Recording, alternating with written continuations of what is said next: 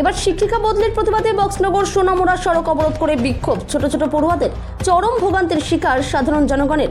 BJP শাসিত ত্রিপুরায় প্রত্যেকটি বিদ্যালয়ে শিক্ষক স্বল্পতার কারণে ছাত্রছাত্রীদের পড়াশোনার ব্যাঘাত ঘটছে।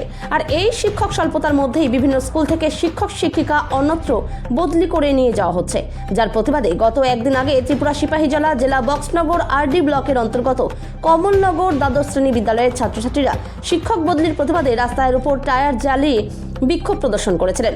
এই ঘটনার রেশ কাটতে না কাটতেই আজ সকাল 10 ঘটিকা থেকে 12:30 পর্যন্ত টানা 2.5 ঘন্টা আদমপুর এসবি স্কুলের ছোট ছোট ছাত্রছাত্রীরা উত্তর কলম চৌরাচো মোহনী বাজার তথা সোনামুড়া বক্সনগর সড়ক অবরোধ করে আন্দোলনে সামিল হয়। ছাত্রছাত্রীদের একটাই দাবি, তাদের স্কুলে 120 জনের উপরে ছাত্রছাত্রী রয়েছে আর শিক্ষক রয়েছে 3 জন, আর একজন শিক্ষক আছে স্কুল ইনচার্জ।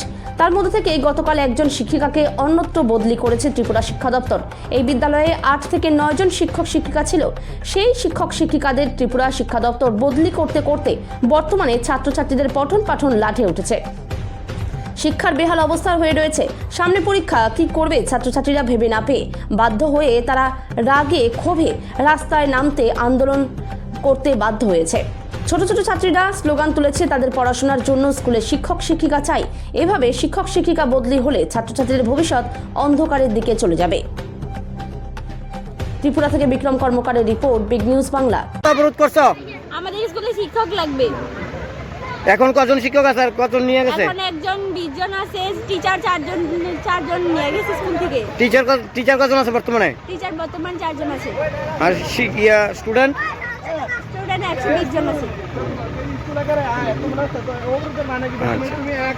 4 জন ছিল, এখান থেকে একজন আরো নিয়ে দিতেছে। তোমাদের দাবি কি? তোমরা কেন রাস্তা অবরোধ করছো? আমাদের দাবি হলো আমাদের স্কুলে শিক্ষক না, শিক্ষক দিতে হবে। একজন ছিল, 4 জন আছে, এখন আরেকজন নিয়ে দিতেছে। আর আমরা তো শিক্ষক লাগবো। শিক্ষকের দাবিতে আজকে রাস্তা অবরোধ? জি, আমরা শিক্ষক লাগবো, আমাদের দাবি।